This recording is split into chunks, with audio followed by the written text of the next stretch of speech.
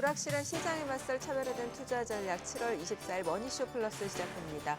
오늘 코스피 오전장의 흐름 굉장히 좋았습니다. 이제 연고점을 경신하는 모습이었습니다만 이 한미 협상 하루 앞두고 사실 오락가락 얘기가 많았어요. 그런데 결국에는 지금 연기됐다라는 소식에 장중 시장 상승폭을 많이 반납한 상황입니다. 코스피가 이제 보합권에서 마감이 됐고요. 특히나 이제 SK하이닉스 실적 굉장히 좋았잖아요. 네, 상승폭을 다 반납하더라고요. 사상 최대인 것 같은데도 네. 불구하고 상승분을 거의 반납을 했습니다. 특히 네. 이제 어저께 많이 올랐던 이제 현대차, 자동차 계열들이 다 많이 하락을 하고 있고요. 그리고 이제 지금 관세 관련해서 가기로 했는데 1시간 전에 취소했다고 그러니까요. 하니까요. 근데 그러면서 이제 요구하는 사항들이 점점 이제 방위비, 진행, 뭐 기타 다른 얘기들이 계속 나오는 것 같습니다. 네. 지금 보시고 계신 머니쇼는 SBS 비즈액과 유튜브에서 실시간 시청이 가능합니다. 더 많은 국내 주식 정보 받아보실 분들은 카카오톡 채널 머니랩 추가하시기 바랍니다. 오늘 증시 인사이트 출연자 모셔보죠. 네, 시영증권 박상욱 연구원 모셨습니다. 어서 오세요. 안녕하세요. 하이닉스가 진짜 2분기 실적 거의 사상 최대를 본 것 같습니다. 그리고 삼성전자랑도 거의 2배 되겠어요, 이러다가. 그래가지고 이런 세상을 보게 될 줄은 몰랐는데 어떻게 보셨나요? 일단 2분기 실적 굉장히 잘 나왔습니다. 네. 2조 원 정도로 삼성전자가 4.6조 원이 나왔으니까 사실상 2배 정도 나온 거죠. 그런데 상승 조금 하다가 이제 다시 다 반납을 한 상태입니다. 네. 좀 너무 아쉽기는 하지만 그러니까요. 아무래도 여러 가지 리스크들이 존재하기 때문에 아직 이런 것들이 완전히 해소가 되지 않아서 좀 그런 우려 때문에 다시 상승분을 반납한 게 아닐까 싶습니다. 그 우려가 뭐예요? 크게 두 가지가 있습니다. 네. 지금 2분기 실적이 되게 잘 나온 거잖아요. 네. 2분기가 어떤 이슈가 있었냐면은 관세 이슈가 있었습니다. 지금 그 메모리라든지 PC라든지 스마트폰 같은 경우에는 품목별 관세라고 해서 따로 관세를 매기겠다라고 한 상태고요. 이게 원래 5월 달에 발표가 됐어야 됐는데 지금까지도 지금 미국 정부에서 계속 미루고 있습니다. 그래서 지금 메모리 쪽은 관세가 0%입니다. 예, 그러니까 이제 스마트폰을 만드는 업체나 PC를 만드는 업체나 서버를 만드는 업체들이 미리 땡겨가고 있는 거예요.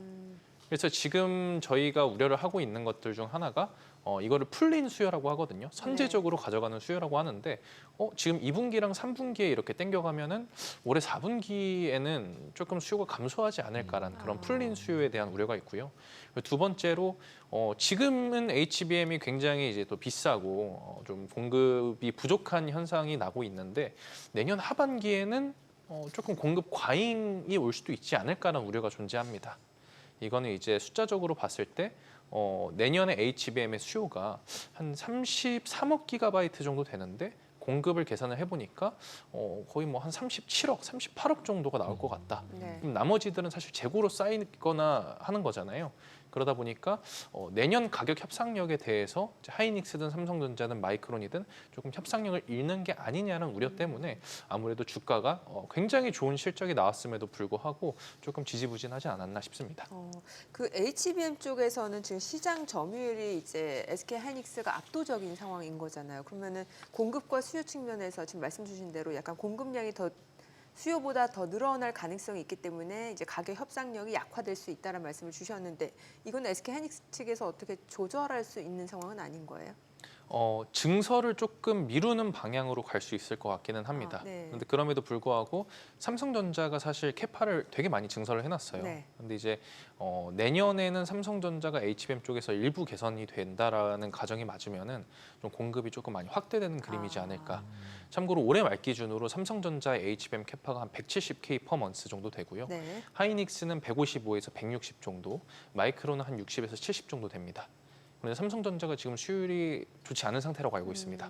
근데 내년에 뭐 원C 나노든 원B 나노든 이런 쪽으로 수율이 조금 개선이 되고 HBM 쪽에서도 조금 유의미한 성과를 보여준다라고 하면은 공급이 조금 많아지지 않겠냐라는 우려가 있어서 예, 그런 것들 때문에 조금 불확실성이 아직은 조금 남은 상태다라고 저는 판단을 하고 있습니다. 마진율이 굉장히 높더라고요. 40% 이상 무슨 물건을 우리나라에서 만들어서 40% 이상 마진 본 적이 별로 없는 것 같은데 지금 이렇게 조금 아까 말씀하신 공급 과잉되면은 경쟁이 이제 치열해지잖아요. 그럼 마진율이 줄어들 거 아니에요. 그러면은 실제로 하이닉스가 어쨌든 마진율이 제일 높았을 테니까 다른 데랑 경쟁할 땐 또 치킨 게임을 하거나 이래서 뭔가 이렇게 그 좀 헤게모니라 그래야 될까요? 주도권을 가질 수 있는 상황인가요? 아니면 그냥 경쟁을 해야만 하는 상황인가요?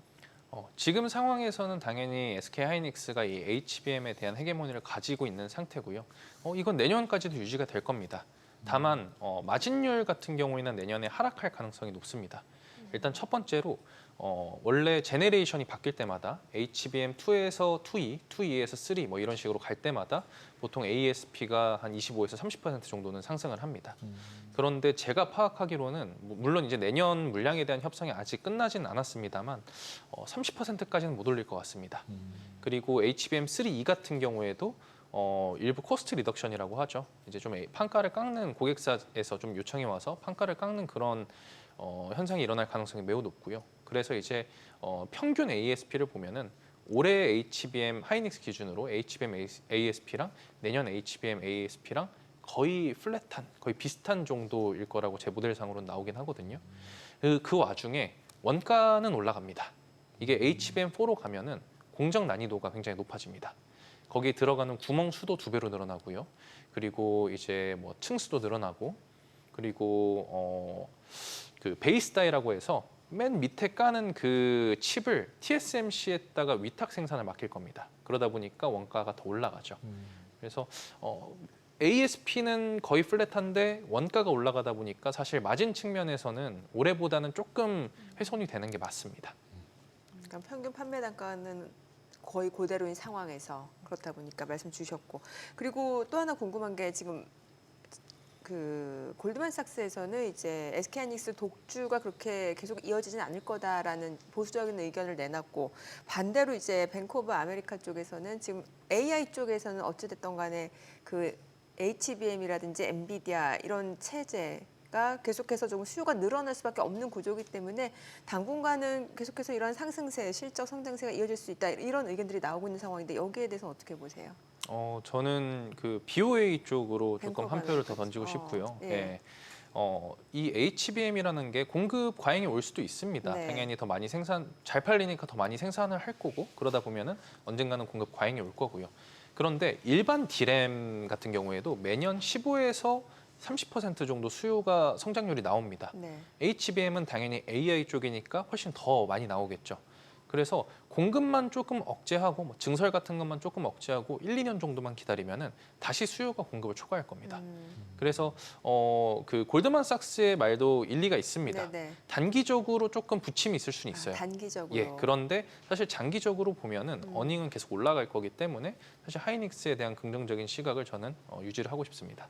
어저께 이제 구글도 발표하면서 더 증설한다고 하고 마이크로소프트도 더 한다고 하고 이러면은 기본적으로 HBM도 계속 더 필요한 거가 맞는 거죠. 맞습니다.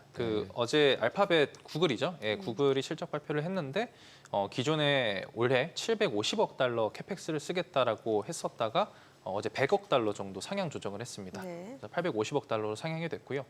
상향한 이유는 당연히 이제 AI 쪽에 더 투자를 할 거고, 여기에 대한 엔비디아 칩이나 하이닉스나 삼성전자, 마이크론의 HBM을 더 살려고 더 투자를 늘린 거다라고 이해를 해주시면 좋을 것 같습니다. 네. 또 최근에 보니까 그 SK 최태원 회장하고 이제 오픈 AI 샘 올트먼하고 만났는데 뭐 이미 지난해에도 만난 적이 있는 상황이고, 지금 이제 포스트 엔비디아를 노려보겠다라는 건데 이것 좀 쉽게 설명을 해주세요.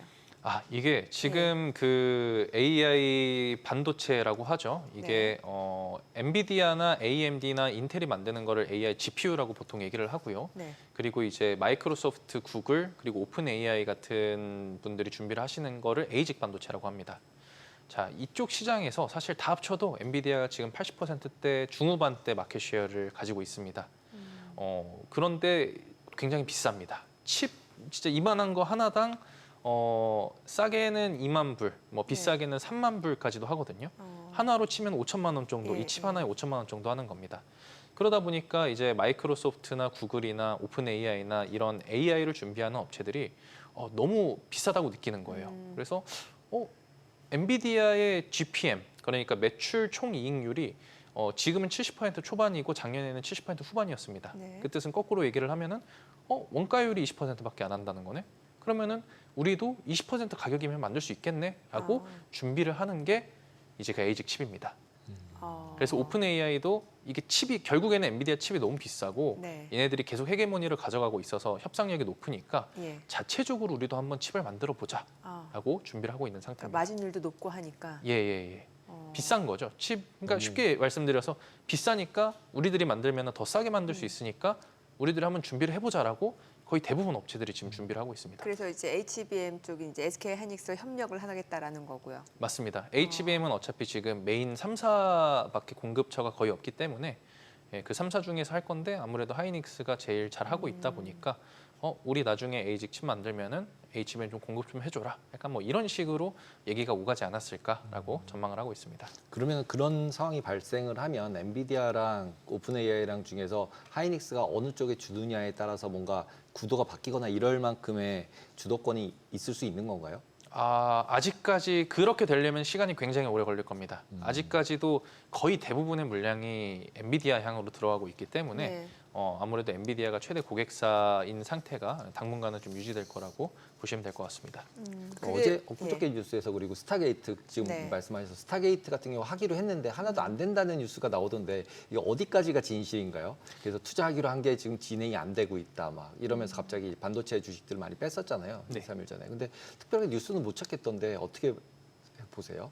이제 그거는 이제 외신 보도에 몇 군데 외신 보도에서 그런 식으로 이렇게 말씀해 주시긴 했는데 실제로 일부 차질이 생긴 것 같기는 합니다. 그런데 이거는 연초에 스타게이트 프로젝트가 나왔을 때부터 계속 거론되던 문제였어요. 스타게이트 프로젝트가 4년에 걸쳐서 5천억 달러를 쓰겠다라고 발표를 했습니다. 이게 5천억 달러라고 하면은 사실 감이 그렇게 크게 안 오는데요. 이게 글로벌리 빅테크 업체들, 뭐 마이크로소프트, 구글, 바이두, 텐센트 이런 들 다 합쳐도 1년에 4천억 달러 정도밖에 캐펙스를 안 씁니다. 예, 근데 물론 이제 얘들은 4년에 걸쳐서 하겠다라고 하는 건데 네. 오라클이랑 오픈 AI랑 소프트뱅크가 주도해서 얘네들만 5천억 달러를 쓰겠다라는 거잖아요. 굉장히 큰 금액입니다. 그래서 사실 자금 조달을 어떻게 할 거냐에 대한 이슈는 계속 있었던 문제고요.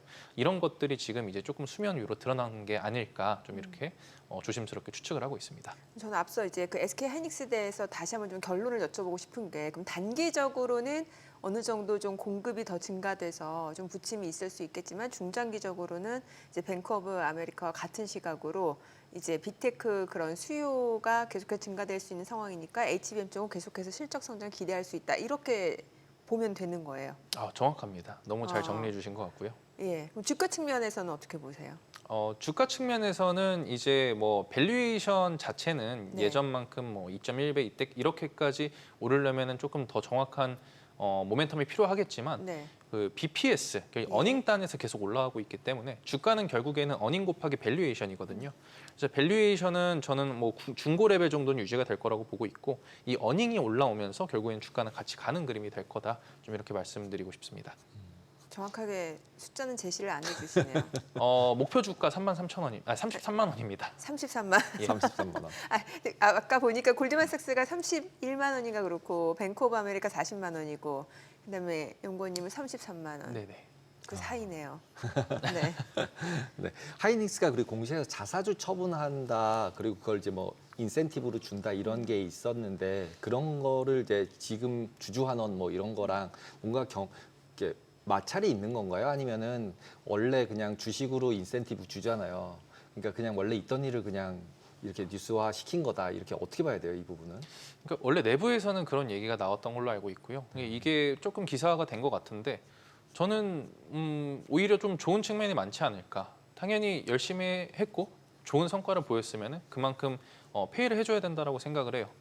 그래서 경쟁사 같은 곳들도 좀 말씀을 드리고 싶은 게 조금 그런 보상 체계를 좀 더 업그레이드를 하면은 조금 더 좋은 조건 또 좋은 결과를 나타낼 수 있지 않을까. 참고로 최근에 중국 출장 다녀오셨던 분들 말씀을 들어보면요. 중국은 기본급은 저희보다 초봉은 낮은데 인센티브 제도가 엄청 좋게 체계가 돼 있다라고 하더라고요. 그래서 더 열심히 하고 퇴근도 안 하고 뭐 약간 이런 조직 문화가 지금 중국에는 형성이 되어 있다라고 알고 있는데 오히려 이런 식으로 잘했으면 잘했다라고 조금 금전적으로 보상 체계를 해주는 게 좀 좋은 게 아닐까 싶기는 합니다.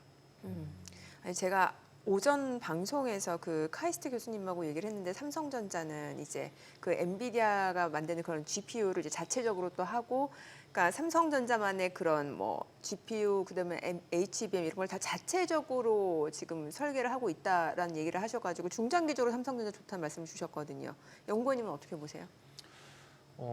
그 GPU를 자체적으로 준비를 하고 있는 거는 솔직히 저는 파악된 거는 없고요. 네.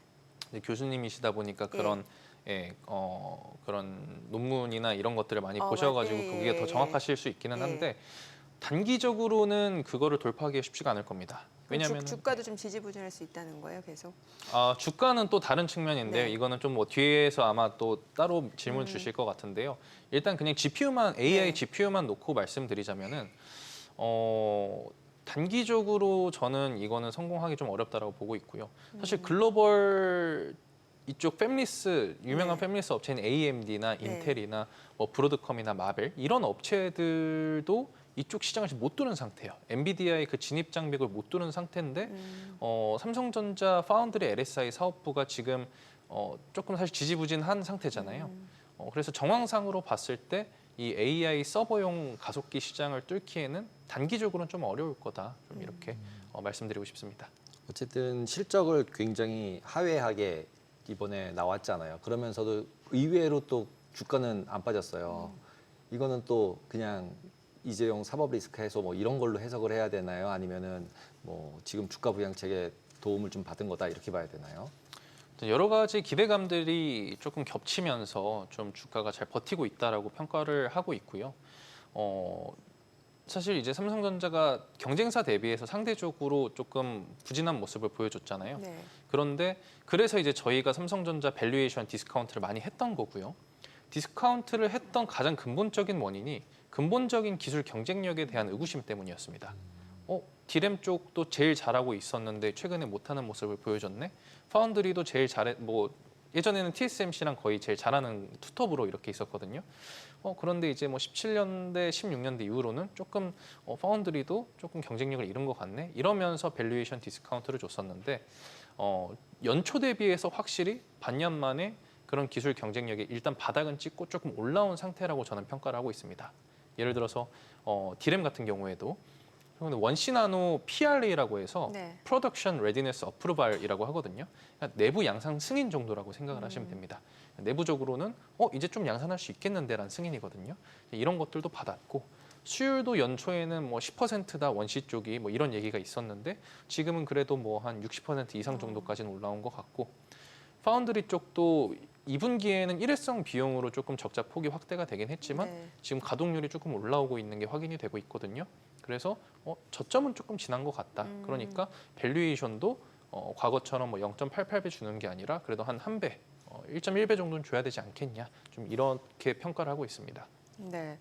특히나 이제 삼성전자가 이제 SK 하이닉스하고 이렇게 실적 측면에서도 이렇게 격차가 벌어지는 이유는 HBM 매출 때문이잖아요, 결과적으로는. 지금 HBM 하면 지금 SK 하이닉스가 엔비디아에 공급하는 게 HBM3인가요, 지금? 3 12단입니다. 12단. 예, 이제 최근에 한 게. 예. 보니까 HBM4까지도 샘플을 뭐 전달했다 이런 얘기 나오고 있고 삼성전자도 여기에 대해서 지금 다시 한번 좀 기회를 노려보겠다라는 건데 지금 진행 상황이 어떻게 되는 거예요? 지금 뭐 이제 디램 3사 예. 진행 상황을 조금 정리드리자면은 하이닉스가 제일 먼저 샘플을 공급했다라고 기사가 났습니다. 네. 이게 아마 3월이었던 걸로 제가 기억을 하고 있고요. 마이크론 같은 경우에는 4월에서 5월 사이에 샘플 공급했다라고 기사가 났고 삼성전자는 아직 샘플이 들어가진 않은 것으로 파악이 되고 있습니다. 그런데 이제 내부적으로 파악해본 결과 한 8월 정도 샘플 공급을 목표로 하고 있는 것으로 저는 알고 있고요.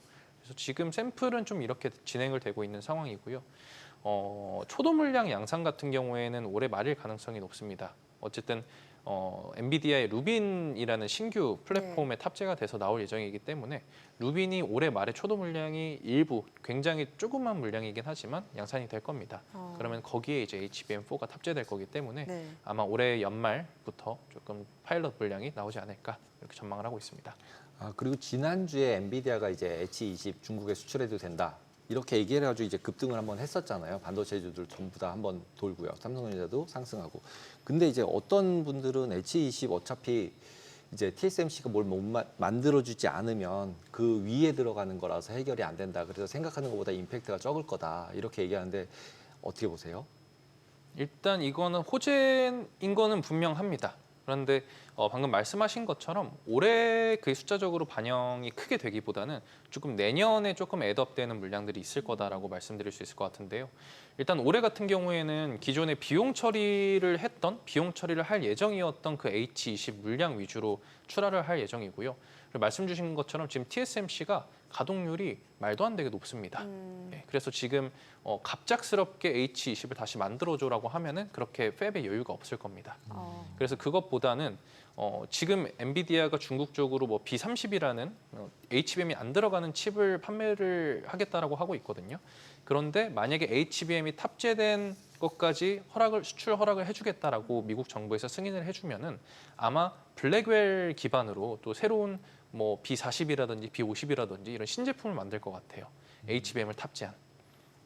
그래서 이런 것들이 올해 내로 많이 반영되기는 힘들겠지만 아마 내년부터는 그런 신규 제품들이 나오고 하면은 기존의 중국 쪽 수요를 빵으로 받다가 HBM 쪽 기준으로요. 빵으로 봤었는데 어쨌든 신규로 생기는 수요다 보니까 하이닉스나 삼성전자 입장에서는 굉장히 좋은 일이죠. HBM에 대해서 앞서도 이제 연구원님이 약간 이제 공급 과잉 일시적으로 우려가 있을 수 있다는 말씀을 주셨는데 그뿐만 아니라 또 HBM 대체재 찾기도 나서고 있다. 뭐 주요 빅테크들 이건 무슨 얘기예요?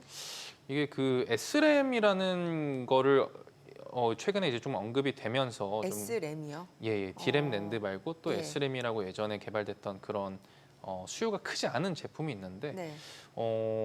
사실 이런 얘기는 작년부터 많이 나오기는 했습니다. 어. 그런데 이제 뭐 전문가분들이 보시기에 실질적으로 적용하기에는 네. 지금 단기적으로는 좀 무리가 있어 보인다라고 저는 평가를 할 수 있을 것 같습니다. 어떤 단점이 있어서 그런 거예요?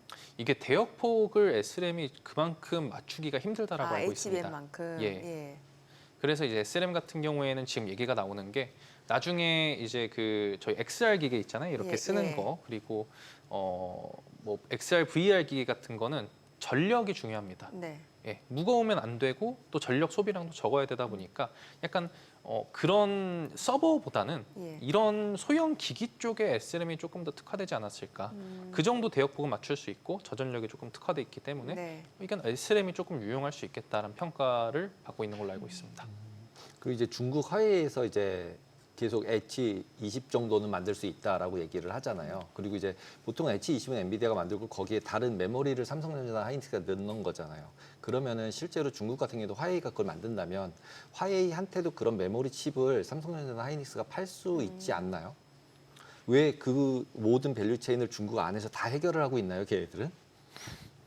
일단 중국은 기본적으로 17년도에 무역 분쟁이 있었을 때 네. 공급망 차질을 겪은 적이 있습니다. 그때 이제 미국에서 뭐 반도체 장비라든지 소재라든지 부품 이런 거를 다 규제를 엄청나게 세게 때려버렸거든요. 그래서 그런 경험이 있다 보니까 자체적으로 내재화하려는 것 같아요. 사실 그때 미국 정부가 그런 반도체 밸류체인 같은 거를 빌미로 뭐 히토류라든지 뭐 이런 것들에 대해서 협상력을 많이 가져갔었거든요. 근데 이번에는 중국이 많이 끌려다니지는 않는 분위기인 것 같습니다. 왜냐면 그때 한번 규제로 인해서 협상력을 잃었던 경험이 있기 때문에 네. 지금 내재화를 좀 많이 한 상태고요. 그리고 말씀해주신 것처럼 만약에 H20 수출 규제가 정말 풀리면은 삼성전자나 하이닉스가 다시 중국 쪽으로 수출 가능한 부분이 있고요. 중국에서 CXMT라는 업체도 HBM2 이 정도까지는 만들 수 있다라고 평가를 받고 있지만 이게 성능이 하이닉스나 삼성전자만큼은 나오지 않는다라고 저는 알고 있습니다. 그리고 HBM 쪽에서 이제 세 번째 점유율 차지하고 있는 기업이 그 마이크론이잖아요. 맞습니다. 그런데 사실 그런 식으로 뭔가 밸류체인을 생각하면 미국에서도 뭔가 마이크론을 조금 더 키우려는 그런 지원이라든지 아니면 또 엔비디아 입장에서도 사실 SK 하이닉스하고만 계속해서 그렇게 가져가기에는 약간 가격 경쟁력 측면에서도 뭔가 우위를 점하기 쉽지 않을 수도 있으니까요. 마이크론이 더 커질 수 있는 가능성은 어떻게 보세요? 네, 그래서 이제 미국 내에서 생산을 하게 되면 인센티브를 주겠다라는 그런 BBBA법 이런 것들로 네. 지금 마이크론한테 이렇게 많이 협상을 하려고 하고 있는데요. 네. 성능이나 수율 측면에서 그래도 아직까지도 하이닉스가 마이크론 거 대비해서 조금 좋다라는 평을 받고 있거든요. 차이가 있는 거예요. 예, 제가 알기로는 차이가 좀 있는 걸로 알고 있습니다. 음, 성능 측면에서도요. 예. 그래서 엔비디아가 그래서 이제 하이닉스와 조금 더 긴밀하게 협업을 하는 게 아닐까. 그리고 마이크론은 말씀드렸듯이 캐파가 상대적으로 작잖아요. 네네. 나머지 예. 삼성전자나 하이닉스 대비해서. 그렇다 보니까 이제 수요가 갑자기 늘어났을 때 공급을 또 대응해줄 수 있는 아. 업체를 선호를 하거든요. 예. 공급 안정성을 또 중요하게 생각하기 때문에 엔비디아가 하이닉스랑 되게 긴밀하게 협업을 하고 있다. 다만 이제 삼성전자랑 마이크론 쪽으로도 엔비디아가 굉장히 조금 지원 아닌 지원 같은 걸 많이 하고 있는 걸로 알고 있습니다. 다각화하느라고 하는 거죠, 결국은. 맞습니다. 그리고 이제- 밸류체인 다각화. 네, 초기에 그리고 그러니까 미국으로 하이닉스나 삼성전자 보고 다 미국에서 만들어라 이래가지고 공장 다 가기로 했었잖아요. 근데 지금 많이 다 갔나요? 가는 계획은 있는 건가요, 계속? 이게 그 전 정권에서 인센티브를 많이 주겠다라고 했다가 그렇죠. 이번 정권에서 인센티브가 좀 줄었습니다. 그래서 그런 것들이 지금은 조금 슬로우해진 상황이고요. 네. 다만 이제 하이닉스는 전공정 팹이 아니라 패키징 후공정 팹을 증설하겠다라고 약속한 만큼 후공정 팹은 조금 더 싸고 조금 더 빨리 지을 수 있거든요. 그래서 이런 것들은 조금 프로그레스가 있는 걸로 알고 있습니다. 연구원님은 이제 우리나라 삼성전자하고 SK 하이닉스 중에서는 주가 측면에서는 어떤 쪽이 조금 더 매력적이라고 보시는 거예요? 저는 뭐 둘 다 좋게 보고 있습니다. 다. 예. 그런데 지금 시점에서는 업사이드 이제 네. 상승 여력을 고려하면은 제 목표 주가 기준으로는 하이닉스가 조금 더 높기는 합니다. 아, 33만 원. 삼성전자는 좀 더 긴 기다림이 필요하다라는 거예요. 삼성전자 목표 주가가 얼마세요? 73,000원. 73,000원. 예. 지금 66,000원, 73,000원. 예. 그럼 7,000원. 밑에가 더 많군요. 33만 원. 네. 알겠습니다. 오늘 내용 여기까지 듣겠습니다. 잘 들었습니다.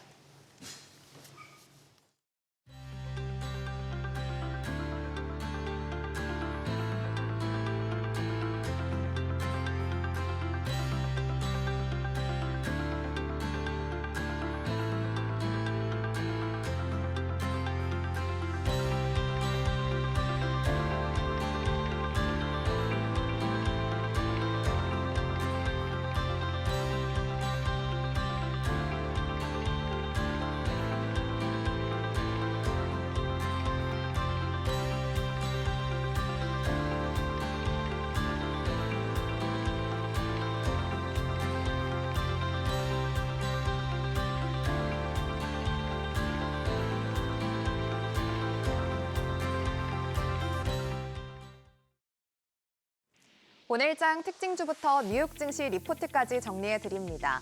먼저 오늘 우리 증시에서 가장 주목받은 섹터 혹은 테마부터 정리해 볼 텐데요. SK 하이닉스의 영업이익 규모가 창사 이래 처음으로 9조 원대를 돌파하면서 사상 최대 실적을 기록했습니다. 특히 HBM 수요 증가가 주요 원인으로 분석되는데요. 오늘 열린 컨퍼런스 콜에서는 HBM에 대한 투자 확대 계획을 밝히기도 했습니다. 이에 따라 관련주들이 상승했는데 먼저 SK 하이닉스는 오늘장 강하게 출발했지만 상승폭을 조금씩 줄여내면서 오늘 종가는 0.19% 오른 26만 9,500원에 마감했습니다. 한화비전은 오늘 9.14% 오르면서 5만 9,700원에 거래를 마쳤고요. 미코도 오늘 9%대 강세, 서진시스템과 IST도 오늘 각각 4%, 1%대 오르면서 관련주들이 강세를 보이며 마감했습니다. 대규모 에너지 저장 장치 ESS 중앙계약 시장 입찰 결과가 발표됐는데 삼성 SDI가 6개 사업체에 배터리를 공급하게 됐고 LG 에너지 솔루션은 2곳의 이름을 올렸습니다. 이번 사업은 총 1조 5천억 원 이상이 투입되는 초대형 프로젝트로 관련주들이 기대감 속에 강세를 보였습니다. 먼저 LG 에너지 솔루션은 중국 배터리 업체 신왕다를 상대로 한 특허 침해 소송에서 승소했다는 소식에 더욱 강세를 보였는데요. 오늘장 9.36% 오르면서 36만 8천 원에 거래를 마쳤습니다. 삼성 SDI는 3.09% 오르면서 19만 300원에 마감했고요. 신성 ST가 13%대 급등, 효성중공업과 한중 NCS가 각각 5%, 4%대 강세 보이면서 관련 종목들이 오름세로 거래를 마쳤습니다. 이어서 뉴욕 증시 종목에 대한 투자 의견 정리해 드리겠습니다. 오늘은 세계적인 수술 로봇 기업 인투이티브 서지컬부터 글로벌 담배 시장 점유율 1위 업체 필립 모리스, 미국의 항공 엔진 제조사 GE 에어로스페이스까지 세 가지 종목 살펴보겠습니다. 첫 번째 종목은 인투이티브 서지컬입니다. 현재 주가는 501달러 선이고요. 목표 주가는 588달러 선으로 제시됐습니다. 2분기 매출은 전년 동기 대비 21%, 순이익은 23% 늘었고 시장 전망치를 모두 상회했습니다. 대표 제품인 다빈치 수술 로봇의 출하량이 늘어난 데다 실제 수술 건수까지 빠르게 증가했는데요. 특히 다빈치 5세대 신제품이 매출 회복을 도왔고 이 모델은 한국에 이어 유럽과 일본에서도 승인을 받으면서 하반기 글로벌 판매 확대가 본격화될 전망입니다. 한편 올해 4월 미국 정부가 일부 해외 의료기기 수입에 대해 고율의 관세 부과를 검토했지만 실제로 적용된 관세는 우려보다 낮은 수준에 그쳤고 지난 2월에 발생한 수술 로봇 리콜은 건강상 부작용 가능성이 낮은 수준의 결함으로 밝혀졌습니다. 그럼에도 이런 악재로 상반기에는 주가가 부진했지만 이제는 실적과 신제품 효과라는 호재에 주목할 시점이라는 분석이 나오고 있습니다. 두 번째 종목은 필립 모리스입니다. 현재 주가는 164달러 선이고요. 목표 주가는 185달러 선으로 제시됐습니다. 2분기 매출은 101억 4천만 달러, 조정 주당 순이익은 1달러 91센트로 각각 전년 동기 대비 7%, 20% 증가했습니다. 실적 개선의 배경에는 전통 벌련 담배의 가격 인상과 가열식 담배 아이코스, 니코틴 파우치 진의 판매 호조가 있었습니다. 특히 진은 미국뿐 아니라 멕시코, 남아공, 영국 같은 해외에서도 60% 이상 성장세를 보이면서 새로운 성장 동력으로 떠오르고 있습니다. 또 아이코스 스틱 판매량 역시 두 자릿수 성장률을 유지하고 있고 하반기에는 미국에서 진의 마케팅이 본격 재개되면서 출하량도 회복될 전망입니다. 비연소 담배 제품, 즉 스모크프리 포트폴리오 비중도 점점 커지면서 필립 모리스의 중기적 성장성은 더욱 부각되고 있다는 평가입니다. 세 번째 종목은 GE 에어로스페이스입니다. 현재 주가는 263달러 선이고요. 목표 주가는 275달러 선으로 제시됐습니다. 올해 2분기 매출은 100억 달러, 영업이익은 23억 달러, 조정 주당 순이익은 1달러 66센트로 전년 동기 대비 38% 증가하면서 시장 기대치를 상회했습니다. 보잉과 에어버스 모두 하반기부터 생산 확대에 나서면서 GE의 엔진 인도량은 전년보다 45% 증가했습니다. 2분기 신규 수주는 142억 달러, 수주 잔고는 1,750억 달러에 달하는데요. 항공 여객 회복세와 엔진 유지, 보수 수요 증가에 힘입어 2028년까지 연평균 두 자릿수 매출 성장, 영업이익 115억 달러 달성을 목표로 하고 있습니다. 이외에도 에어버스와 함께 CFM 라이즈라는 차세대 엔진 기술을 개발 중이고 공군 전투기 엔진, 무인 항공용 엔진 같은 방산 부문 경쟁력도 키우고 있습니다. 오늘은 이렇게 세 가지 종목에 대한 국내 증권사들의 분석 살펴봤습니다. 오늘 밤 뉴욕 증시 투자 전략 세우는데 참고해 보시기 바랍니다. 지금까지 종목 리포트였습니다.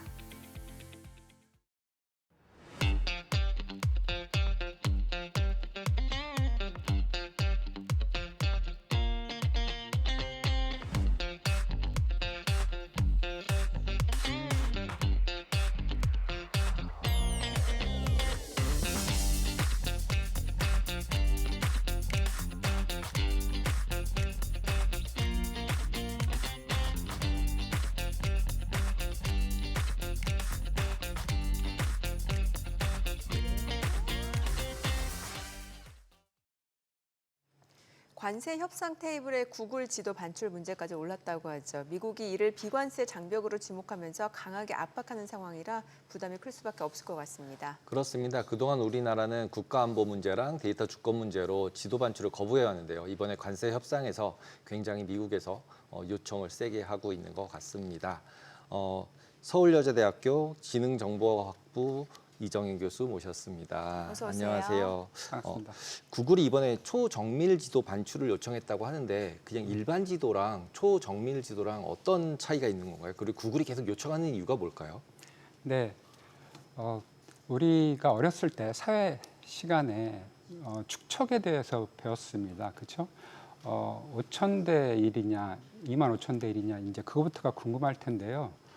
5,000대 1이라는 것은 우선 이제 숫자가 낮은 것부터 설명을 드리면 5,000대 1이라는 것은 5,000cm를 1cm로 줄여놓은 겁니다. 축척이라는 것은 축소한다의 그 축자거든요. 그래서 척은 이제 길이라는 뜻이고, 그래서 5,000cm를 1cm로 줄인다. 그러니까 미터로 바꾸면은 50m가 되겠죠. 그렇죠? 이제 25,000대 1은 똑같이 250m를 1cm로 지도로 줄여놨다라는 이런 의미입니다. 그래서 그런 축척을 가지고 있는데 제가 조사해 본 바로는 전 세계의 여러 나라들이 대부분 25,000대 1의 축척 지도를 가지고 활용을 하고 있습니다. 근데 우리나라는 국가 기본도, 뭐 제가 정보보호 전문 쪽으로 이제 25년 이상 공부를 했지만은 사실 이쪽은 이제 더 전문가분들이 많으실 텐데 지도에 대해서 더 설명을 드리면은 25,000대 1 지도는 전 세계에서 대부분 쓰고 있고, 그리고 이제 보면은 그냥 국가의 지형 정도 이렇게 나오게 되잖아요. 그리고 이제 뭐 서울시면은 서울시에 이제 전반적으로 이제 도가 이제 구가 어떻게 구성되어 있고 이 정도일 텐데 이게 이제 5,000대 1 정도 되면은 세세하게 골목길도 잘 나오고, 그러니까 50m를 이제 1cm로 줄였기 때문에 그 안에 아주 세밀한 도로라든지 골목길, 그다음에 어떻게 구성되어 있는지 이런 것들이 250m 내에 이제 그런 것과는 아마도 250m는 그냥 박스로 그냥 간단하게 처리할 거라고 생각이 됩니다. 그러다 보니까 구글이 고도화된 한국의 지도를 받아서 활용할 수 있는 가능성이 많다. 특히 구글은 미국에서는 이제 웨이머라고 해서 구글 자회사가 자율주행 택시를 운행하고 있습니다. 그러다 보니까 근데 거기는 이제 샌프란시스코인가요? 거기 지역 내에서만 운행을 하고 있어요. 네. 그래서 제한되어 있는 좁은 공간에서만 그가 운영이 되는데 우리나라는 전국이 5,000대 1 지도를 기본도로 쓰고 있기 때문에 활용하면 상당히 좋겠죠. 그리고 우리나라가 하나의 테스트베드로 활용이 될 수가 있고, 또 우리나라 사람들은 대부분 IT를 좋아하고 네. 얼리 어댑터이기 때문에 피드백이 바로바로 올 거고, 그래서 구글이 이런 자율주행 자동차나 또 이걸 가지고 AI에 접목시켜서 활용한다면은 많은 파생 서비스를 만들어낼 수 있기 때문에, 그리고 우리나라 국민들이 피드백을 잘해주면은 세계 시장에서 또 제품을 내세우기도 좋을 것 같으니까 구글이 지속적으로 고정밀 지도를 요구한다고 생각이 됩니다. 이게 기업 입장에서는 분명히 그런 이점이 있으니까 요구를 하는 겁니다만 우리 정부에서 안 하는 이유가 그럼 보안 때문에 안 한다고 봐야 되는 건가요? 네, 뭐 여러 번 구글이 요청을 했죠. 지금까지 3번 요청을 했는데 처음 이제 요청한 거 2007년으로 거슬러 올라가는데 꽤 오래전이죠. 그래서 그때는 이제 기본적으로 우리는 남북이 분단되어 있고 국가가 서로 대치하고 있으니까 이 국가 보안적인 안보적인 입장에서 이것을 내주기 곤란하다라고 얘기를 했죠.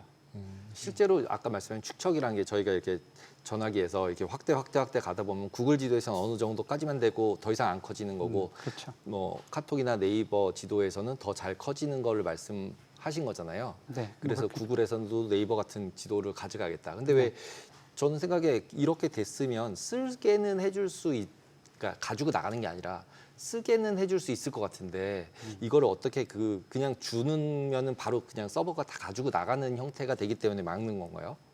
그렇죠. 그래서 국내에 서버를 두어라라고 정부가 요구를 하는 거죠. 그러니까 이게 하나의 안보적인 차원에서도 얘기할 수 있지만은 다른 한편으로는 이 구글은 이제 정보를 하나의 서버에 두지 않고 전 세계에다 이렇게 클라우드처럼 이렇게 퍼뜨려 놓고 거기다가 활용을 하고 있는데, 우리나라 정부는 한국에 서버를 두고 거기에서 그 정보 전자지도니까 전자적으로 거기다가 저장을 해놓고 거기서 꺼내서 써라. 그리고 우리가 정부가 요청을 하면 어느 부분이 이제 민감시설이다 그러면은 거기를 가림 처리 또 해주고, 그러면서 우리나라가 이제 쉽게 통제했으면 좋겠는데, 구글은 우리는 전 세계의 서비스라는 업체이다 보니까 그냥 어디에다가 이제 분산해서 정보를 저장한다. 그러니까 굳이 한국 내에 서버를 둘 필요가 없다라고 하면서 그걸 받아들이지 않고 있는 상황인 거죠. 네.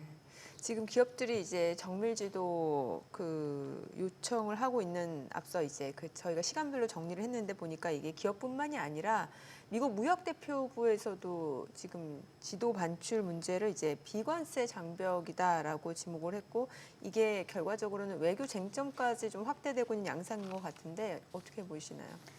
네, 네. 이게 또 정치 경제적인 이슈로까지 이제 불거졌는데요. 사실 이번에 미국 트럼프 행정부가 빅테크 기업에 대한 각국의 정부의 이제 규제에 대해서 관세로 대응하겠다라는 게 이제 비관세 장벽이라고 해서 미국 무역대표부에서 보고서를 읽게 됐는데요. 사실 이 무역대표부의 보고서를 자세히 보면은 이제 해석을 해보면은 조금 잘못된 정보라고 판단이 돼요. 아까도 제가 말씀드렸다시피 무역대표부에서는 지도 데이터를 반출하려면 한국 정부의 승인이 필요하다. 그런데 지금까지 수많은 해외 기업들이 그런 정보를 한 번도 반출을 성공한 적이 없다. 그리고 한국은 지도 데이터 반출에 대해서 이런 수출 제한이나 그러니까 지도 데이터를 교통정보나 길찾기 서비스 이런 데 활용하는 해외의 유명한 앱들이나 그런 서비스 업체들이 활용하는 것이 곤란하고 한국의 업체들만 이걸 쓸 수 있기 때문에 공정 경쟁에 위반되는 그런 환경이다라고 이렇게 되어 있습니다. 근데 사실 우리나라가 공개를 안 하는 게 아니거든요. 이미 2014년에 25,000대일 지도, 전 세계적으로 대부분 쓰고 있는 25,000대일 지도는 영문판을 만들어서 이미 오픈을 했어요. 그래서 지금 현재 구글이나 아이폰에 들어가 있는 지도는 그 정보를 바탕으로 해서 서비스되는 그런 지도거든요. 그래서 단지 우리나라 국민들, 그러니까 어차피 카카오나 네이버도 우리나라 국민이니까요. 거기에서 공공 데이터를 받아서 5,000대 1의 정밀 지도를 활용할 뿐이죠. 그래서 그 차이가 한국에서 차이가 나는 건데 마치 우리가 그걸 공개 안 하는 것처럼 이렇게 오해 소지가 있게 이렇게 보고가 된 것으로 알고 있습니다. 조금 이제 이 얘기랑 좀 다른 건데 예를 들면 카카오 앱이나 네이버 앱이나 아니면 티맵이나 이렇게 보면은 지금 말씀하신 걸 들어보면 지도 데이터는 나라에서 관리해서 나라에서 똑같이 세 군데를 줬다는 얘기잖아요. 그렇죠. 그리고 난 다음에 저희가 근데 보는 UI 이렇게 눈에 보이는 건 좀 다르잖아요.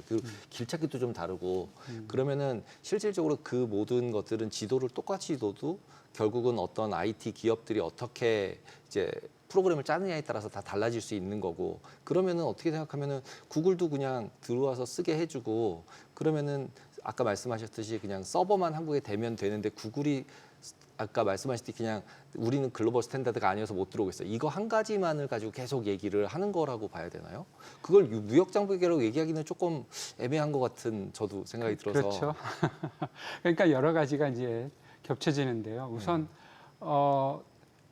이제 사회자님께서 말씀하신 것처럼 하나의 데이터입니다. 전자 데이터는 하나인데 국토지리정보원인가요? 거기에서 만들어진 이 전자지도를 5,000대의 전자지도를 국민들에게 이제 오픈해서 제공을 하면 우리나라 기업들이 그걸 활용하는데 기업마다 특색 있게 좀 이제 이정표 같은 거를 다르게 표시를 합니다. 예쁘게 데코레이션을 하는 거죠.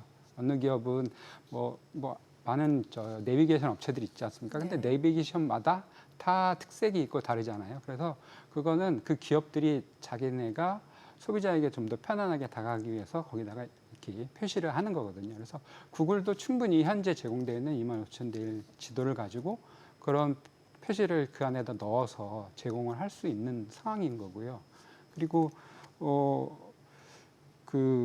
뭔가 비관세 장벽이다. 그리고 뭐 이렇게 하는 건 좀 어폐가 있고 그리고 서버 같은 게 구글이 두지 않으려는 거는 조세 회피 목적이다라는 얘기를 많이 합니다. 사실 그게 이제 좀 민감한 얘기인데요. 현재 그것까지 얘기하려면 이제 구글이 한국에는 구글 코리아 유한회사로 되어 있습니다. 그래서 이제 뭐 법인이긴 하지만 유한회사로서 책임성이 상당히 작아요. 그리고 해외 이제 아시아 본사는 아시아 퍼시픽 이제 본사로 해서 싱가포르에 두고 있어요. 그래서 구글이 광고 수입, 유튜브나 이런 거에서 나오는 광고 수입은 우리나라에서 분명히 우리나라 사람들이 그 광고를 보고 거기서 수익이 나지만 그 수입은 오롯이 싱가포르 본사의 수익으로 잡힙니다. 그래서 결국에는 우리나라의 법인세를 제대로 내지 않아서 정확히는 모르겠지만은 작년에 법인세를 별로 내지 않은 걸로 알고 있습니다. 제가 알고 있기로는 상당히 적은 금액인데 지금 화면에 나오고 있어요. 네. 그 테크 기업 납부 법인세 이게 네. 지난해 구글이 가장 적네요. 240억 원. 네네. 진짜 그래서 세금이네요. 네이버는 뭐 상당히 많이 내서 네이버가 작년에 거의 10조 가까이 매출을 냈는데요. 근데 그때 네이버가 낸 법인세가 3,902억. 3,900억. 네, 이억. 그러니까 SK 4천억 정도 정도 되는데, 되네요. 그러니까 작년에는 저게 자료가 언제인지 모르겠지만 작년에 한 5천억 이상 법인세를 낸 것으로 이제 되는데요. 네. 구글은 24년에 240억 정도? 네. 네, 240억이나 맞네요. 네, 240억 정도 법인세를 냈다고 해서 그 따지면은 약간 30배 이상의 법인세를 더 내야 됩니다. 근데 우리나라에다가 만약에 제대로 법인을 차렸다면은. 근데 그 가장 큰 문제는 뭐냐면은 뭐 세법이라 좀 독특하긴 하지만 국제 조세 체계가 고정사업장이 그 나라에 있을 것이라는 그런 게 있습니다. 그래서 파먼트 이스태블리시먼트라고 해서 고정사업장이 있어야 되는데 외국 IT 기업은 대부분 서버를 그러니까 데이터 센터를 국내에 안 둡니다. 그렇죠? 싱가포르나 이런 데 둬서 거기서 이제 조세를 좀 피해서 법인세를 덜 내는 거죠. 네. 지금 정리해 보면 한 30배 이상의 법인세를 세이브하고 있다. 이렇게 보여지는 겁니다. 또 기업 입장에서 보면은 충분히 그럴 수 있겠네요. 조세 회피. 그렇죠. 네. 근데 이제 그게 이제 바깥으로 노골적으로 나오지 않고 많은 분들이 이제 네. 연구를 해서 추정치가 그 정도 네. 될 거다라고 얘기를 하고 있는 상황인 거죠. 그래서 EU 같이 디지털세 내라, 뭐 카나다도 뭘 내라 이렇게 하는 게 다 지금 이거랑 똑같은 그렇죠. 이유인 네, 거죠. 네, 네. 그럼 우리도 디지털세를 내라 이래야 되는데 지금 관세로 협상하면서 그런 건 내는 거 아니다. 그리고 지도는 내놔라 이렇게 얘기를 하고 있는 거다. 이렇게 그렇죠. 봐야 되는 거네요. 네. 결국엔 국제사회가 힘의 논리가 적용되잖아요. 네. 제가 이제 대학교 때 국제법 배우면서 저희 국제법 교수님이 모든 국제법이 있고 국제사법이 다 있지만 가장 중요한 건 그 나라의 힘이다. 네. 그래서 강한 국가일수록 이제 그렇게 이제 한다 이런 것이죠. 네. 지금 이 문제에 대해서는 또 일각에서는 데이터 주권 이슈로 본다고도 하는데 이게 그러면은 지도 정보를 주는 거랑 네. 이게 또 데이터 주권 이게 어떤 식으로 연결이 된다는 거예요? 네, 데이터 주권이라는 말은 데이터가 이제 중요해지면서 나온 말이에요. 그러니까 주권이라는 거는 뭐 최근에 소브린 AI 뭐 이런 얘기하면서 네. 소브린에 대한 얘기를 하잖아요. 이게 소브린이 이제 주권의라는 뜻인데 소브린티가 이제 주권이라는 뜻이고 그래서 데이터 소브린티라고 얘기를 할 수가 있겠습니다. 그래서 그거를 좀 더 풀어서 설명하면은 디지털 시대에 국가가 자국 내에서 만들어지는 어떤 데이터에 대해서 그 권한을 갖는 거죠. 법적 권한이나 통제권을 갖는 그런 원칙이 이제 데이터 주권이라고 얘기할 수가 있습니다. 그래서 우리나라가 많은 이제 데이터를 생산을 해내는데 특히 IT가 활성화되면서 많은 데이터가 생산해내지는데 특히 이 고정밀 전자지도 같은 경우에는 이것도 하나의 데이터로서 근데 그냥 이것을 넘겨주는 거는 우리나라의 주권을 넘기는 것이다. 데이터 주권을 넘기다라는 것이라고 이해할 수가 있는 것입니다. 그래서 근데 이거를 이제 그냥 경제적인 입장에서 그거 뭐 그냥 데이터베이스 아니냐, 뭐 그냥 영과에 이루어져 있는 그냥 데이터일 뿐인데 이것을 넘겨주어서 구글이 역량 있게 활용을 해서 산업혁신이 이루어낸다면 우리나라에게 또 좋은 거고 우리는 또 그 과실을 따먹으면 되는 거 아니냐는 이런 식으로도 이해할 수 있는데 주권적 입장에서는 우리나라가 왜 우리나라로서 대한민국 민주공화국으로서 있겠습니까? 그 하나의 주권이잖아요. 안 그러면은 뭐 미국의 51번째 주로 들어가야 되겠죠. 제일 좋지 않겠습니까? 우리나라가. 그러면은 모든 거를 미국인으로서 향유할 수 있는데 우리나라가 우리나라로서 사람으로 있는 거는 우리나라 국민으로서 주권이 있기 때문인 거죠. 데이터도 똑같습니다. 그래서 그 데이터 주권을 우리가 좀 갖춰야 되겠다라는 것이 이제 중요한 포인트죠. 중국도 안 주고 있겠죠, 우리처럼?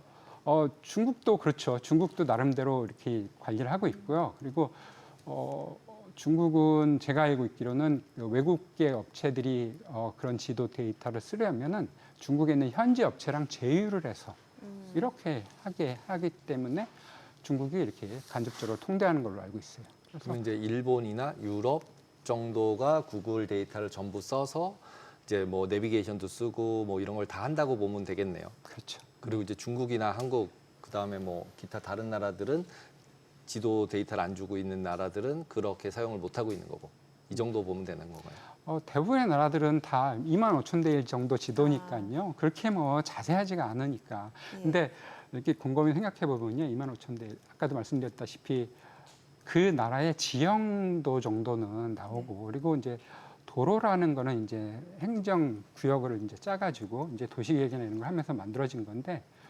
5천 대 1 정도 되면은 저는 그런 생각도 합니다. 이 정도의 고정밀이라면 그 나라의 문화 콘텐츠다라고 생각이 됩니다. 그런 얘기도 지난 국회 토론회 때 어떤 다른 발표자 서울대 경희대 지리학과 교수님께서 그런 얘기를 하셨는데 그때 제가 살짝 공감을 많이 감동을 받았는데요. 우리나라의 문화 콘텐츠 플랫폼이다 이런 얘기를 하셨어요. 그래서 그냥 단순한 지형도 지리도가 아니라 그 안에 우리가 어떻게 살아왔고 어떻게 건물을 구성했고 도로를 어떻게 냈고 그래서 하나의 플랫폼으로 화시켰기 때문에 이걸 그냥 쉽게 넘겨줄 수는 없고 우리가 이 플랫폼을 가지고 앞으로 미래 사회를 개척해 나가야 될 하나의 먹거리다라고 이렇게 얘기를 하셨어요. 그래서 뭐 제가 좀 더 가미를 했지만 그런 쪽으로 얘기를 해서 그냥 단순한 지도 데이터라고 치부할 수는 없는 거라고 생각이 됩니다. 근데 구글이 지금 우리한테 이렇게 뭐 1대 5천 초정밀 지도를 요구하는 게 다른 나라도 이미 설 예가 있을 거 아니에요.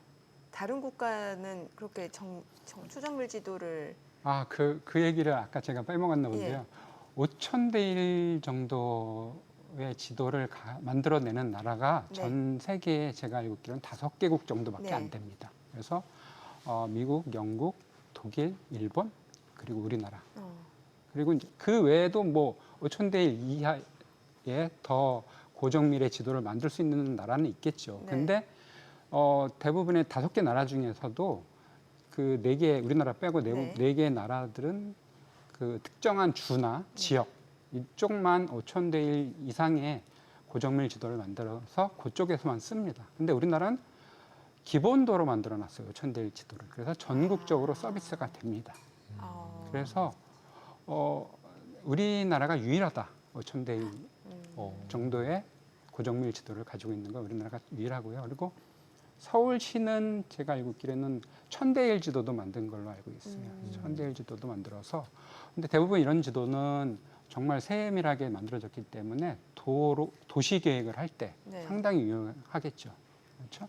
그래서 그 도시 계획을 뭐 여기를 개발한다든지 할 때 뭔가 어떻게 도로가 구성되어 있고 뭐 골목이 어떻게 구성되어 있고 아주 세세하게 나와 있으니까 뭔가 수리하기도 좋고 개발하기도 좋고 이런 기술력의 문제인가요? 아니면은 노력의 문제인가요? 예를 들면 이거 만들 때 비행기가 이렇게 날아다니면서 사진 찍은 다음에 합치는 거일 것 같은데 네, 네. 그게 뭐 그러니까 예를 들면 어느 나라는 못하고 어느 나라는 하고의 개념보다는 약간 그 이제 예를 들면 다 사막인데 뭐 다 찍을 필요 없잖아요. 우리는 도시가 이렇게 딱딱딱 있으니까 그렇죠. 필요하지만 그래서 오히려 그게 기술력의 차이라고 볼 수가 있는 건가요? 아니면은 뭔가 이게 차이가 그런 차이가 부분은 뭘까요? 제가 전문가가 아니라서 잘 말씀드리기 바는데 뭐 네. 그것도 제가 추측을 해본다면 네. 작은 우리나라니까 작은 작은 나라잖아요. 우리나라가 작으니까 그런 거를 우리나라 기술이 충분히 되어 있고 그리고 작은 나라로서 국민들에게 보다 편리한 서비스를 제공하려는 생각에서 이렇게 고정밀 지도를 기본도로 만들어 놓지 않았을까라는 그런 부분은 뭐 국토교통부나 뭐 국토지리원 관계자분들이 저보다 더 잘 설명해 주실 수 있을 거라 뭔가 생각됩니다. 인터넷 인프라가 좀 다른 나라 대비 우리나라가 촘촘하게 돼 있는 것랑 같은 맥락으로 좀 이해를 해보면 되겠네요. 그렇죠. 예. 네, 네. 그러면 교수님은 개인적으로 보실 때 지금 우리가 이렇게 지도를 초정밀 지도를 안 주는 게 너무 폐쇄적이라고 보세요? 아니면 이게 필요하다라고 보세요? 네, 이거를 하면은 이제 흑백 논리가 딱 나오긴 하는데요. 네네. 사실 아까도 이제 여러 번 얘기했지만은 실용주의자로 될 것이냐, 그러니까 오픈해도 된다라는 분들은 실용주의자나 그리고 이제 오픈해도 된다. 우리나라 기업들이 그렇게 호락호락하지가 않다. 우리나라 경쟁력이 좋기 때문에 네. 구글이랑 경쟁에서도 충분히 살아남을 수 있다라는 낙관론자인 분들이 이제 반출을 허용하는 입장이신 것 같아요. 근데 이제 반대하시는 분들은 대부분 우리는 이제 전반적으로 여론을 조사를 했었는데 대부분의 국민들은 주지 않았으면 좋겠다라는 얘기가 많았던 것 같아요. 그래서 근데 사실 이게 이제 폐쇄적이다라고 하는 게 뭐 글로벌 기준으로서 주지 않는 것은 폐쇄적인 규제다라고 하는데 사실 글로벌 기준이 뭔지 잘 모르겠습니다. 그냥 전 세계적으로 25,000대 1, 그러니까 미국은 24,000대 1 지도가 기본도인 것 같아요. 뭐 근데 그건 큰 의미가 없고, 약간 전 세계적으로 그 정도의 지도를 가지고 다 서비스를 하고 있는데 우리나라만 고정밀 지도로 운영을 하고 있어서 그걸 좀 달라라고 이제 구글이 요구하는 것이기 때문에 굳이 뭐 우리가 이것까지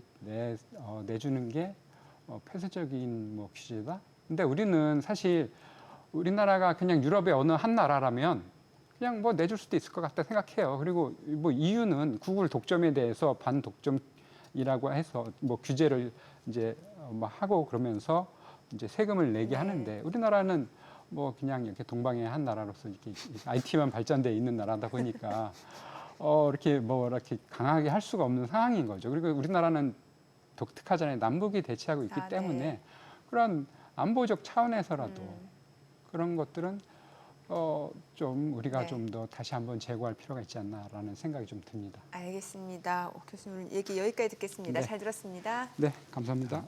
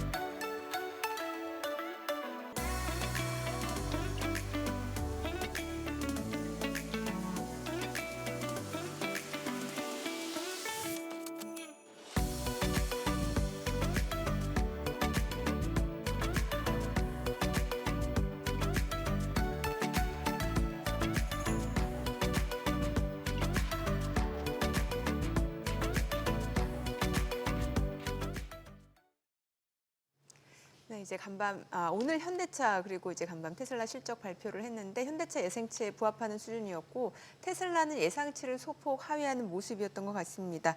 자동차 산업에 대해서 오늘 좀 짚어보면 좋을 것 같네요. 네, 10년 만에 최대 매출 감소폭 하면서 이제 자동차 기업 아니다 이렇게 우기는 상황으로 바뀌었습니다. 네. 이런 상황에 이제 강정수 블루닷 AI 연구센터장님 모시고 이쪽에 대해서 자세히 알아보도록 하겠습니다.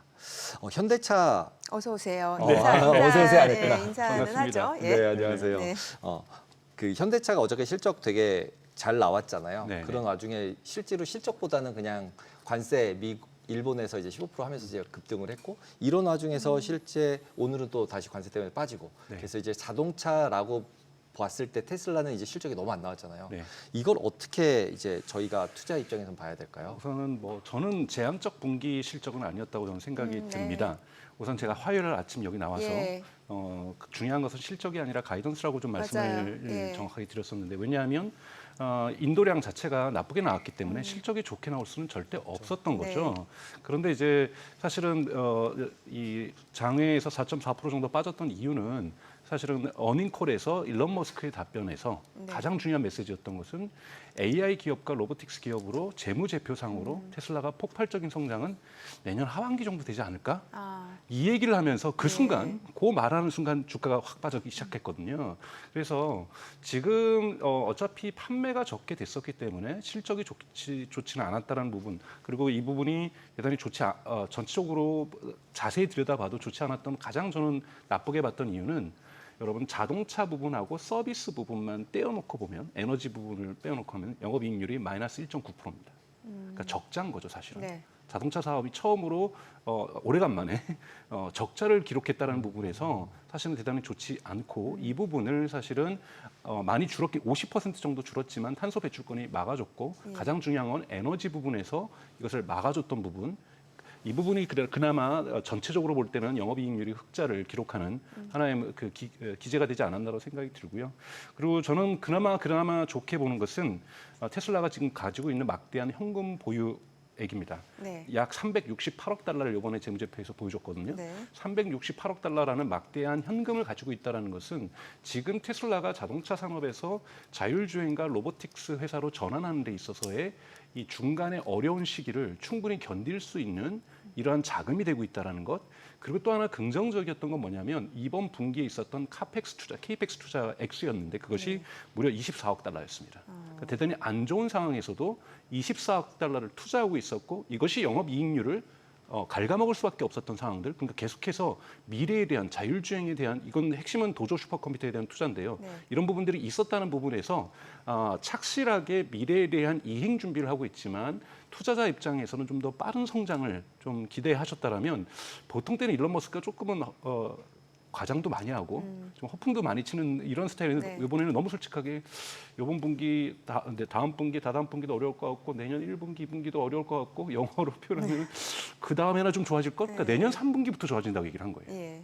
이 부분이 엄청난 실망감을 너무나 솔직하게 얘기했던 부분들 이런 부분들이 좀 부정적이었지 않았나 이렇게 저는 생각하고 있습니다. 근데 지금 그 발표한 거 안에 네. 이번에 그 보조금 삭감하고 막 하는 부분이 실적 발표에 들어간 건가요? 안 들어간 건가요? 들어갔어요. 전년 동기 대비해서 규제 배출권 수익이 50% 감소했습니다. 아, 그러니까 50% 정도는 감소하고 그러니까 0%는 아니었어요. 예, 예. 많은 투자자들이 기관 투자자를 했던 건 이게 다 사라질 거다. 근데 다 사라지는 않았고 50%는 남아 있었고요. 왜냐하면 유럽 연합도 아직 있고 예. 미국에서도 아직 일부가 남아 있기 때문에 근데 다음번에는 더 줄겠죠. 그러면 이 부분을 이제 상하이에서 이번에 긍정적이었던 것은 메가팩에서 처음으로 상하이에서 매출이 발생했다. 즉 생산에서 메가팩은 여러분 생산할 때 매출이 발생하는 것이 아니라 판매했을 때도 파는 것이 아니라 그것이 배를 타고 가서 예를 들면 호주로 간다라면 호주에서 그것이 설치가 완료될 때 입금이 되고 매출로 잡히거든요. 상하이에서 첫 매출이 만들어졌다는 것은 이제부터는 계속해서 판매가 이미 되고 있었을 테니까 네. 매출이 계속 잡힌다는 부분에서 이 규제 배출권의 수익률 감소가 이 매출에서 그러니까 에너지 부분에서의 매출에서 받쳐준다라면 저는 이런 이행이 좀 부드럽게 될 수 있다라고 저는 생각이 들어요. 왜냐하면 이번에 줄었던 돈이 한 4억 달러가 좀 넘거든요. 네. 그러니까 원래 한 8억 달러를 넘게 예상했는데 4억 3,900만 달러가 들어왔습니다. 그러면 앞으로도 더 줄어도 유럽연합이 있기 때문에 2억 달러가 더 준다는 얘기잖아요. 그럼 이 2억 달러는 순이익이거든요. 순이익을 이 그로스 프로핏을 이 부분을 어떻게 2억 달러의 순이익을 에너지 분에서 가져올 것인가? 근데 에너지에서의 그로스 프로핏이 그로스 마진이 그러니까 이익률이 30%거든요. 그러면 여기에서 매출을 4억 달러를 만들어낼 수 있다라면 충분히 이 부분을 상쇄하면서 하나가 사라지고 하나가 성장하는 이런 구도를 그릴 수는 있다. 근데 이것 자체가 사실은 테슬라의 그렇게 큰 이 높은 이 주가를 방어할 수는 없거든요. 결국은 자율주행과 로보틱스에서 얼마나 성과를 낼 수 있을 것인가가 가장 중요하다고 저는 보고 있습니다. 그러면 지금 결과적으로는 지금 뭐 미국에서도 그렇고 유럽에서도 그렇고 전기차 판매량이 좀 감소되고 있는 추세인데 이거보다는 말씀 주신 뭐 로보택시라든지 아니면 서비스 쪽이라든지 네. 에너지 이런 쪽의 실적 성장세가 더 중요하다는 거네요. 그렇죠. 네. 앞으로 왜냐하면 자동차 부분에서 테슬라가 내년 그러니까 다음 3분기까지는 여러분 이번에도 실망을 했던 것이 네. 4분기부터 저가 차량이 나온다고 네네. 했을 때 사람들이 실망을 했는데 예. 제가 지난 화요일에도 4분기 정도에 나올 거라고 말씀을 드렸었는데 왜냐하면 3분기까지는 7,500달러의 혜택이 있습니다. 그럼 그 사이에 내면 이건 바보죠.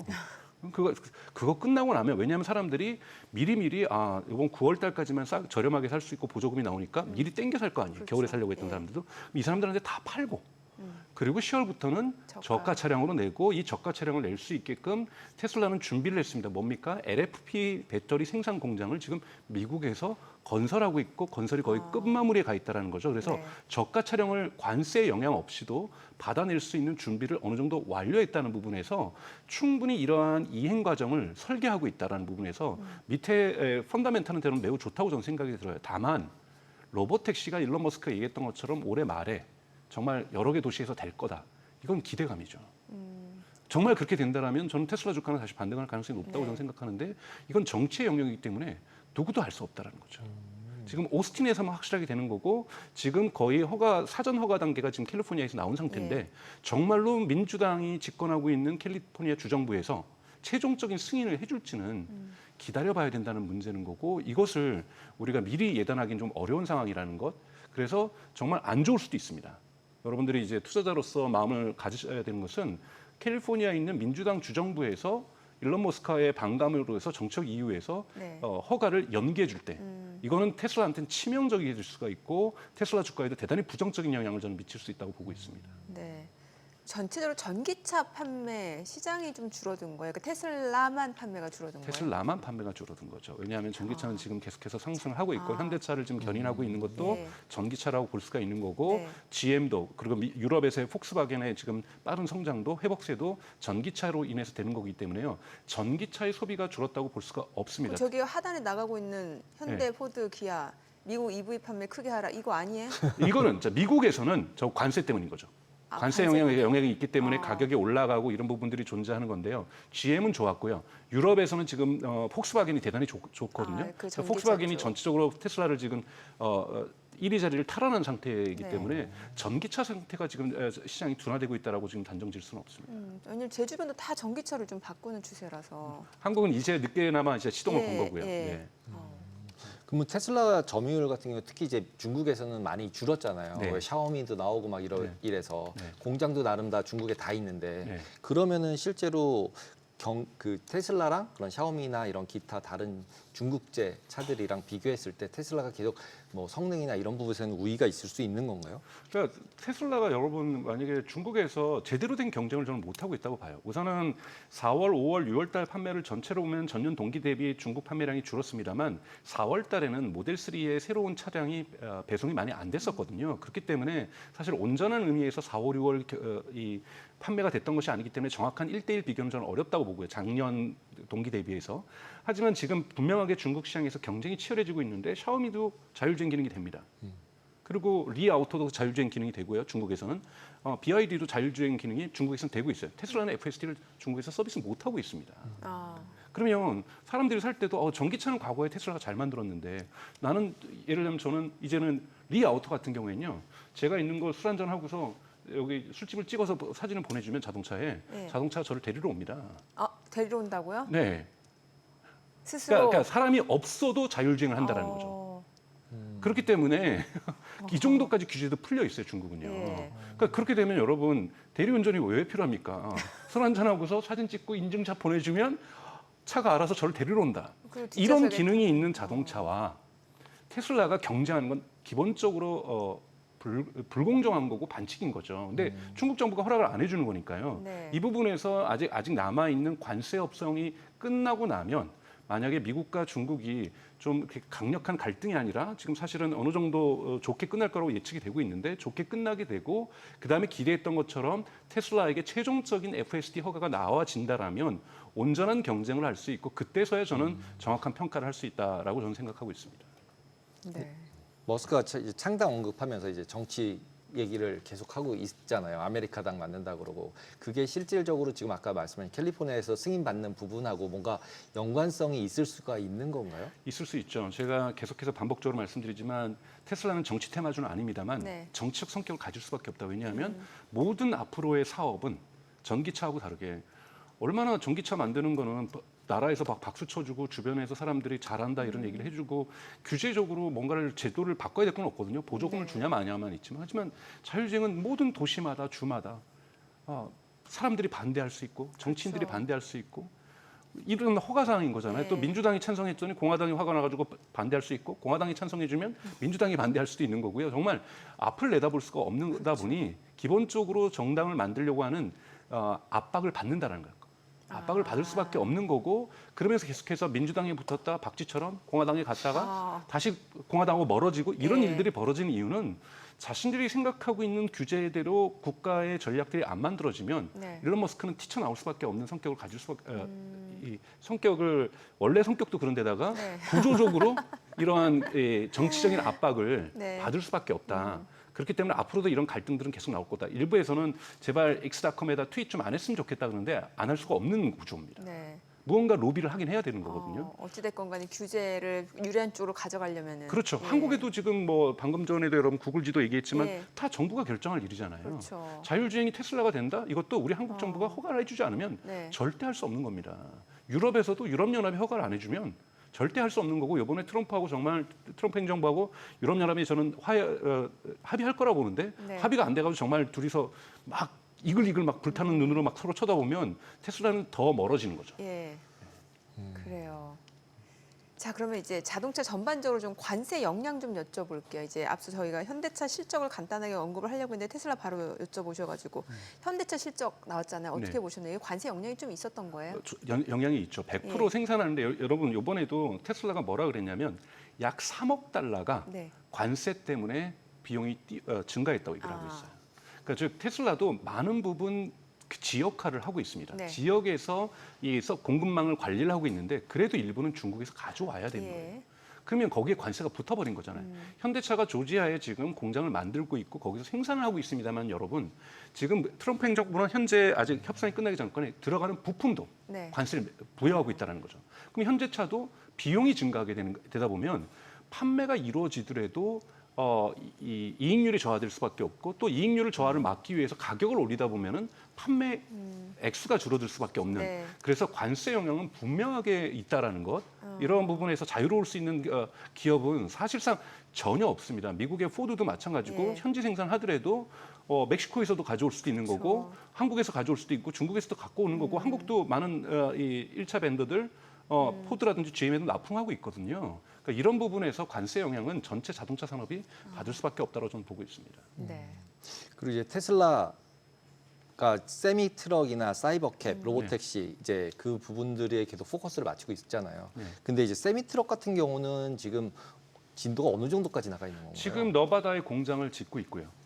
공장을 짓고 있고 지금까지 만들었던 건 파일럿 프로젝트로서 만들었던 거고 그것을 뭐 펩시라든지 일부 미국 기업에서 테스트를 해보면서 긍정적인 평가들이 나왔고 여기에 대해서 이제는 대량 생산을 할 수 있는 공장이 너바다에 지금 만들어지고 있고 지금 테슬라가 이번에 컨퍼런스 콜에서 했지만 이번에 4분기에는 판매가 시작된다고 얘기를 하고 있습니다. 그러면은 11월이나 12월쯤에는 판매가 시작될 수 있다라는 거고요. 이런 부분에서는 지금 메르세데스 벤츠도 사실은 전기 버스 트럭에다가 지금 투자를 하면서 판매를 일부 시작하고 있고 여러분 아시는 볼보도 전기 트럭을 지금 하고 있죠. 왜냐하면 유럽과 미국 시장에 있어서 화물 트럭에서의 전기 화물 트럭 시장은 어마어마하게 큽니다.